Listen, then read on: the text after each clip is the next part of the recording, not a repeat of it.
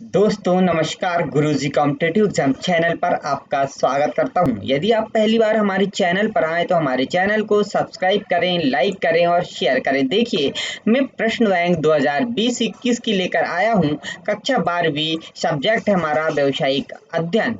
अब यहाँ पर देखिए, माध्यमिक शिक्षा मंडल द्वारा यह प्रश्न बैंक जारी किया गया है और इसके महत्वपूर्ण जो प्रश्न है, एक ही वीडियो में हम पूरे यहाँ पे व्यवसाय अध्ययन के क्वेश्चन हल कराएंगे आपको। आप छोड़ के न जाएं और पूरा वीडियो जरूर देखें, क्योंकि यह समग्र शिक्षा अभियान सेकेंडरी एजुकेशन लोक शिक्षण संचालनालय मध्य प्रदेश भोपाल द्वारा जारी किया गया है। और यहाँ पर देखिए, प्रश्न जो है हमारे आवंटित अर्थात ब्लूप्रिंट जिसे हम कहते हैं, वह भी जारी किया गया है। यह हमने वीडियो में आपको बता दिए हैं और इससे जो हटाए गए विषय वस्तु है वह भी आपसे चर्चा कर चुके हैं हम, इसलिए इन पर हम बात नहीं करेंगे। ले चलेंगे सीधे कक्षा 12वीं व्यवसाय अध्ययन में जो महत्वपूर्ण प्रश्न यहाँ पे दिए गए हैं उन्हें हल कराते हैं आपको। इकाई 1 प्रबंध प्रकृति एवं महत्व की बात करेंगे और देखिए, इसमें दीर्घ उत्तरीय प्रश्न पूछे जाएंगे, इसलिए यहाँ पे विकल्प नहीं है, तो यह आपको तैयार करना है या फिर आप कहें कमेंट्स में लिखे तो हम इन्हें भी डिटेल में समझा देंगे बोर्ड पर। अब देखते हैं इकाई नंबर 2 की हम यहाँ पे बात करेंगे और इकाई 2 जो है, आप देख रहे हैं कि वैज्ञानिक प्रबंध के जनक कौन है, तो एफ.डब्ल्यू. टेलर। और टेलर ने अध्ययन का केंद्र बिंदु किसे अध्ययन का केंद्र बिंदु क्या था? श्रमिक था। प्रबंध के सिद्धांत प्रबंधकों का खालिस्तान करते हैं, तो ये क्वेश्चन आपको बताना है। और हेनरी फ्योल एक खालिस्तान थे, तो वैज्ञानिक यहाँ पे मैनेजमेंट करते हैं वो थे। तो देखिए यहाँ पर अब सही जोड़ी की बात करेंगे कि प्रयोग में देखिए कौन सा आएगा। प्रयोग में यहाँ पे देखिए सही जोड़ी में 4 ऑप्शन है, पूरे यहाँ से यहाँ तक 4 ऑप्शन दिखाई दे रहे हैं। तो प्रयोग का संबंध जो है तो टेलर से किया गया है। हम आपको बता दें इसका संबंध किससे है? टेलर से। और सोपान श्रृंखला जो है यह फ्योल की सोपान श्रृंखला है। इसी प्रकार समान व्यवहार जो है तो समानता का सिद्धांत कहलाता है। और क्रियात्मक फोरमैनशिप की यदि हम बात करते हैं यहाँ पर, तो आप देखिए टोली नायक यहाँ पे उत्तर आ जाएगा। इसी प्रकार सत्य असत्य की ओर चलते हैं कि प्रबंध के सिद्धांत गतिशील हैं, तो बिल्कुल सत्य है, सही है, गतिशील होते हैं। प्रबंध के सिद्धांत कारण व परिणाम पर आधारित होते हैं, बिल्कुल सही, यह भी सत्य है। और प्रबंध के सिद्धांत सामान्य मार्गदर्शक है, यह भी सत्य है, बिल्कुल सही है। अति लघुत्तरी और लघुत्तरी आपको हम कोई दूसरे वीडियो में समझाएंगे। इकाई 3 पर आते हैं और इकाई 3 की हम यहाँ बात करते हैं कि भारत में नवीन आर्थिक नीति लागू की गई, तो 1991 में नई आर्थिक नीति लागू की गई थी। सरकार नियंत्रण व प्रतिबंधों में कमी करती है। उदारीकरण जो होता है इसमें नियंत्रण और प्रतिबंध जो होते हैं उसमें कमी करती है। भारत में कौन सी आर्थिक प्रणाली को अपनाया गया, तो आप जानते हैं कि जो मिश्रित प्रणाली होती है उसे अपनाया गया है। रिक्त स्थान की पूर्ति की बात करते हैं कि अंतर्राष्ट्रीय पर्यावरण सदैव अनुकूल रहता है। जो अंतर्राष्ट्रीय पर्यावरण है वो सदैव कैसा रहता है? अनुकूल रहता है। और अर्थव्यवस्था का शेष विश्व के साथ एकीकरण को वैश्वीकरण कहते हैं कि जो अर्थव्यवस्था है वो दूसरे विश्व के साथ यदि हम उसको जोड़ देते हैं तो उसी को हम वैश्वीकरण या भूमंडलीकरण के नाम से जानते हैं। इस प्रकार सार्वजनिक उपक्रमों के कुछ हिस्से को निजी हाथों में बेचना, यदि सार्वजनिक उपक्रम है और उसको निजी हाथों में यदि हम बेच देते हैं तो उसे हम निजीकरण कहते हैं। इसी प्रकार उदारीकरण में उद्योगों को लाइसेंस लेना, जो उदारीकरण है उसमें यदि लाइसेंस लेना है तो वह अनिवार्य नहीं है, आप बगैर लाइसेंस के भी काम कर सकते हैं। इसी प्रकार इकाई 4 की हम यहाँ पे बात करते हैं। नियोजन भविष्य को पकड़ने के लिए बनाया गया पिंजरा है, किसने कहा है? तो एलन ने यह बात कही है, बहुत ही महत्वपूर्ण यह परिभाषा है। दूसरा देखिए, नियोजन प्रक्रिया का अंतिम बिंदु है, तो लक्ष्य निर्धारण करना अंतिम बिंदु कहलाता है।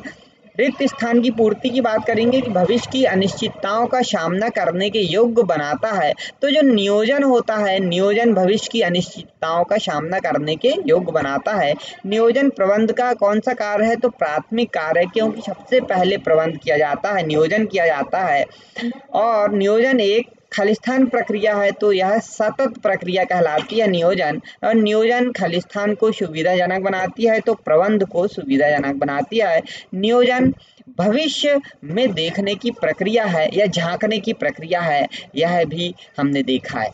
संगठन की बात करते हैं, इकाई 5 पे आते हैं, भारार्पण से किसका कार्यभार कम होता है, यानी भार का अर्पण करना। तो जब भारार्पण किया जाता है, अपने अधीनस्थों को भार दिया जाता है, तो शीर्ष प्रबंध का यहाँ पर कार्यभार कम हो जाता है, या शीर्ष मैनेजमेंट का कार्य यहाँ पे कम होता है। इसी प्रकार संस्था में अधिकार संबंध की व्याख्या करने से क्या आशा है, तो अधिकार अंतरण जो कहते हैं हम उसे, यह आशय होता है। और अधिकार अंतरण के कितने तत्व होते हैं, तो अधिकार अंतरण के 4 तत्व होते हैं, यह आपको समझना होगा। शत अशत की बात करेंगे, केंद्रीकरण में अधीनस्थों द्वारा निर्णय लिए जाते हैं, तो ये गलत है। अधीनस्थ निर्णय नहीं लिए जाते केंद्रीकरण में, विकेंद्रीकरण में लिए जाते हैं।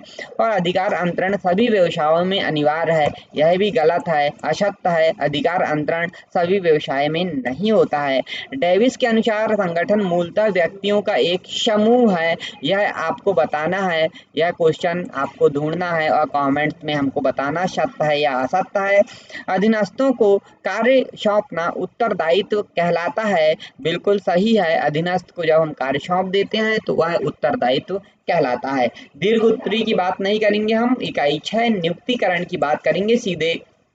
रोजगार कार्यालय भर्ती का स्रोत है, कौन सा स्रोत है आपको बताना है। तो रोजगार कार्यालय जो होता है ये भर्ती का बाह्य स्रोत कहलाता है। इसी प्रकार प्रशिक्षण में बल दिया जाता है, तो जो प्रशिक्षण होता है उसमें व्यापारिक ज्ञान पर बल दिया जाता है। नियुक्तिकरण है, तो नियुक्तिकरण जो है तो व्यक्तियों को कार्य पर लगाना ही नियुक्तिकरण कहलाता है, स्टाफिंग कहलाता है। इसी प्रकार निम्न परिसर भर्ती से संबंधित नहीं है, तो यहाँ पर देखिए तकनीकी संस्थाएं, ठेकेदार संस्थान और प्रबंधन संस्थान ये सभी भर्ती के संबंधित, लेकिन विश्वविद्यालय में से पढ़ाई की जाती है, भर्ती से संबंधित नहीं होता है। और पदोन्नति भर्ती का किस प्रकार का स्रोत है, तो पदोन्नति आंतरिक स्रोत कहलाता है। इसी प्रकार रिक्त स्थान की पूर्ति कीजिए। यहाँ पे देखिए प्रार्थियों को योग्य एवं अयोग्य में बांटना कार्य विभाजन कहलाता है, कि कौन व्यक्ति क्या कार्य करेगा। तो कार्य विभाजन द्वारा जो योग्य होगा उसके लायक उसे कार्य दिया जाएगा, जो अयोग्य होगा अर्थात जो काम नहीं कर पाएगा उसे दूसरा काम दिया जाएगा। इसी प्रकार भर्ती के पश्चात खालिस्तान प्रक्रिया प्रारंभ की जाती है, तो चयन की प्रक्रिया यहाँ पर प्रारंभ की जाती है। इसके बाद कार्य बदली यह प्रशिक्षण सबसे अधिक लोकप्रिय कहाँ होता है, कार्य बदल के प्रशिक्षण दिया जाता है, बैंकों में प्रशिक्षण दिया जाता है। चयन एक साध्य है, साधन नहीं है, आपको याद रखना है, साधन नहीं होता है। सत्य असत्य की बात करते हैं कि कर्मचारियों की कार्य से दूर प्रशिक्षण संभव नहीं है। यह सत्य बात है कि कर्मचारी जहाँ पे कार्य कर रहे हैं वहीं पे प्रशिक्षण दिया जाना संभव नहीं है, कार्य से दूर ले जाके हम प्रशिक्षण उन्हें नहीं दे सकते। सत्य है, कर्मचारी विकास एक निरंतर प्रक्रिया है। सत्य है, प्रशिक्षण एवं विकास में कोई अंतर नहीं है, यह गलत है, असत्य है। और चयन एक सकारात्मक प्रक्रिया, गलत, चयन एक नकारात्मक प्रक्रिया, क्योंकि कुछ लोगों को यहाँ से हटा दिया जाता है और कुछ लोगों को सिलेक्ट किया जाता है। नियुक्तिकरण प्रबंध का उत्तरदायित्व नहीं है, यह भी गलत है। नियुक्तिकरण प्रबंध का उत्तरदायित्व होता है, प्रबंध का काम होता है। नियुक्तिकरण की हम बात करेंगे कि एक प्रबंध की कार्य है नियुक्तिकरण, और साक्षात्कार जो होता है ये मौखिक जांच होती है। और वृत्ति जो है, वृत्ति प्रशिक्षण से संबंधित होता है। और कर्मचारी स्रोतों की खोज जो है वो भर्ती से की जाती है। इस प्रकार यह हमारी यूनिट 6 और अगली यूनिट 7 निर्देशन की बात करेंगे कि अभिप्रेरण, जो अभिप्रेरण के स्रोत हैं, यहाँ 4 ऑप्शन है और मौद्रिक और अमौद्रिक दोनों स्रोत होते हैं अभिप्रेरण के। अगला देखते हैं, पर्यवेक्षक स्तर पर प्रबंधक होता है। यहाँ पर जो पर्यवेक्षक जो होता है वो प्रबंधक के लिए निम्न स्तर पर होता है, और निम्न संप्रेषण अंगूर लता के समान माना जाता है। जो अंगूर लता है उसके समान माना जाता है, तो इसे हम औपचारिक संगठन के नाम से जानते हैं, इसे अंगूर लता के समान माना जाता है। रिक्त स्थान की पूर्ति कीजिए। नेतृत्व जो है प्रबंध का एक भाग होता है, और निर्देशन एक सतत प्रक्रिया है, आपको याद रखना है, सतत प्रक्रिया होती है। अनौपचारिक संप्रेषण सदैव मौखिक होता है, आपको याद रखना है, मौखिक होता है। और एक वाक्य में उत्तर दीजिए। तो निर्देशन के तत्व होते हैं, तो निर्देशन के 4 तत्व होते हैं, आपको याद रखना है। एक संगठन में पर्यवेक्षण किसका या किनका किया जाता है, आपको बताना है यहाँ पे कि जो हमारा यहाँ पे संगठन होता है यहाँ पे किसका पर्यवेक्षण किया जाता है। तो यहाँ पर देखिए अधीनस्थ कर्मचारी का किया जाता है। पर्यवेक्षण का कार्य किसके द्वारा किया जाता है, तो जो पर्यवेक्षक होते हैं पर्यवेक्षक द्वारा पर्यवेक्षण का कार्य किया जाता है। अधोगामी संप्रेषण किस दिशा में होता है, तो ऊपर से नीचे की ओर, जो ऊपर है इससे नीचे की ओर होगा तो ये अधोगामी संप्रेषण कहलाएगा। संप्रेषण करना यानी संदेश पहुंचाना। अब देखिए अगला यूनिट 8 आएगा नियंत्रण, और नियंत्रण में सत्ताशत की बात करेंगे कि विचलन सदैव ऋणात्मक होता है, गलत है, धनात्मक भी होता है। और वास्तविक कार्य प्रगति की तुलना प्रमाप से की जाती है, यह सत्य है, प्रमाप से की जाती है। बजट पूर्वानुमान पर आधारित नहीं होता, गलत है, बजट पूर्वानुमान पर ही आधारित होता है। और नियंत्रण एक अनुशासन की स्थापना होती है, तो नियंत्रण द्वारा अनुशासन की स्थापना होती है, बिल्कुल सही बात है। सही जोड़ी की यहाँ पे बात कर लेंगे हम कि बजट नियंत्रण जो होता है ये परंपरागत नियंत्रण तकनीक कहलाती है, और प्रमापों का जो निर्धारण होता है ये नियंत्रण प्रक्रिया का पहला चरण कहलाता है। लागत नियंत्रण जो है यह उत्पादन व्यय कहलाता है, लागत नियंत्रण। आगम लागत बराबर जो होता है वो सम विच्छेद बिंदु, जिसे हम पी ई और बी के नाम से भी जानते हैं, B E P break even point के नाम से जानते हैं। और प्रबंधकीय अंकेक्षण जो होता है यह आधुनिक नियंत्रण की तकनीक मानी जाती है। अब दोस्तों हम देखते हैं एक वाक्य में उत्तर, नियंत्रण प्रबंध का कौन सा कार्य है, तो यह अंतिम कार्य होता है। विचलन किसे कहते हैं, विचलन यानी डिस्टेंस होना, जब एक जो अंक होता है उस अंक से हट जाना ही विचलन कहलाता है। और कच्चे माल की पूर्ति बनाए रखना कौन सा नियंत्रण है, तो स्टॉक नियंत्रण कहलाता है यह। और त्रुटियों का पता किस प्रक्रिया द्वारा लगाया जा सकता है, तो नियंत्रण जो प्रक्रिया होती है उसके द्वारा त्रुटियों का पता लगाया जा सकता है। इकाई 9 की बात करेंगे वित्तीय प्रबंध की। वित्त का सबसे सस्ता स्रोत क्या होता है, तो समता अंश जो होते हैं ये सबसे सस्ता स्रोत होता है, हमेशा के लिए ये अंश खरीद लेते हैं, उनका पैसा नहीं दिया जाता क्योंकि ये वास्तविक स्वामी माने जाते हैं। अगला दीर्घकालीन कोष में सम्मिलित नहीं है, तो जो लाभांश होता है ये दीर्घकालीन कोष में हम इसे नहीं मानते क्योंकि दीर्घकालीन कोष लंबे समय के लिए बनाया जाता है। वित्तीय नियोजन का संबंध जो होता है वो दीर्घकालीन वित्त से होता है और स्थायी पूंजी में सम्मिलित नहीं है, तो जो देनदार होते हैं ये चालू पूंजी में आते हैं, स्थायी पूंजी में नहीं आते हैं। स्थायी पूंजी अर्थात 12 वर्ष से अधिक, 12 माह से अधिक के लिए जो पूंजी होती है वो स्थायी मानी जाती है। एक शब्द में उत्तर की बात करेंगे कि व्यापार का जीवन रक्त किसे कहते हैं, तो वित्त जो होता है उसे हम पूंजी या वित्त जो है वह जीवन रक्त कहलाता है। स्थायी पूंजी प्राप्त करने का मुख्य स्रोत अंश पूंजी कहलाता है। और दीर्घकालीन वित्त नियोजन कितने वर्ष के लिए होता है, तो 5 से अधिक वर्ष के लिए होता है। और चालू संपत्ति का योग क्या कहलाता है, तो कार्यशील पूंजी कहलाता है चालू संपत्ति का योग। अल्पकालीन वित्तीय नियोजन कितने समय के लिए किया जाता है, तो 1 वर्ष के लिए अल्पकालीन वित्तीय नियोजन किया जाता है। इस प्रकार इकाई 10 की हम बात कर लेते हैं।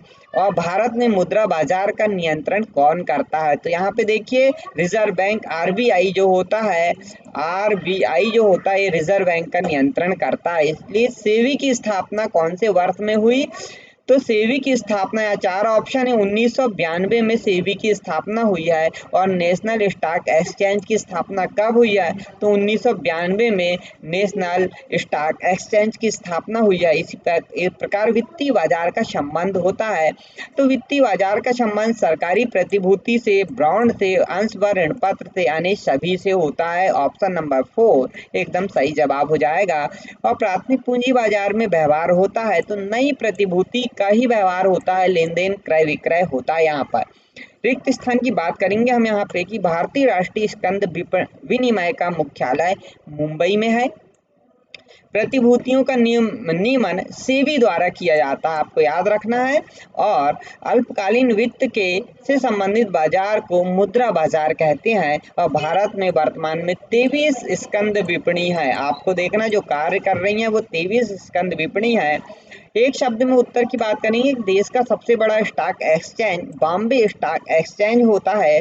और किस बाजार में दीर्घकालीन प्रतिभूति का क्रय विक्रय होता है, तो पूंजी बाजार में क्रय विक्रय होता है। और बट्टे पर किस प्रपत्र को निर्गमित किया जा सकता है, तो अंश व ऋण पत्र जो होते हैं इन्हें बट्टे पर निर्गमन किया जा सकता है। और प्रतिभूति को सूचीबद्ध कौन करता है, तो स्कंद विनिमय विपणी जो होता है वो सूचीबद्ध करता है, सेबी में ये सूचीबद्ध किए जाते हैं। सही जोड़ी की बात कर लेते कि जो पुरानी प्रतिभूति है इसका संबंध द्वितीयक बाजार में होता है, वहीं पे क्रय विक्रय होता है।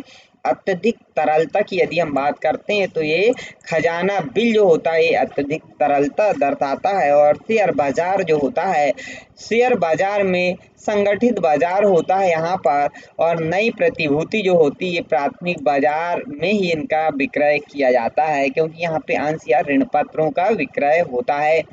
इस प्रकार से हमने देखा 10 इकाई। और आते हैं इकाई नंबर 11 की बात करेंगे, विपणन प्रबंध की सत्य असत्य। तो उत्पादन विपणन मिश्रण का एक तत्व है, ये सत्य है। विपणन का विक्रय में अंतर नहीं है, असत्य है। उपभोक्ता संतुष्टि विपणन की आधुनिक विचारधारा है, बिल्कुल सही है। नामकरण से वस्तु की पहचान आसान हो जाती है, सही है। और ट्रेडमार्क का पंजीयन अनिवार्य नहीं है, एक गलत है। ट्रेडमार्क का पंजीयन अनिवार्य होता है। रिक्त स्थान की पूर्ति करते हैं कि लेबलिंग जो होती है ये किन लोगों के लिए अनुपयोगी है, तो आप अशिक्षित लोग जो हैं उनके लिए लेबलिंग अनुपयोगी होती है। अच्छी पैकेजिंग से माल से खाली स्थान में सुविधा होती है, तो अच्छे पैकेजिंग से रख रखाव में सुविधा होती है। विपणन ग्राहक उन्मुखी होता है, जो ग्राहक होता है उसके उन्मुखी होता है। और खाली स्थान से ग्राहक आकर्षित होते हैं, जो विज्ञापन एडवर्टाइजमेंट करते हैं उससे ग्राहक आकर्षित होते हैं।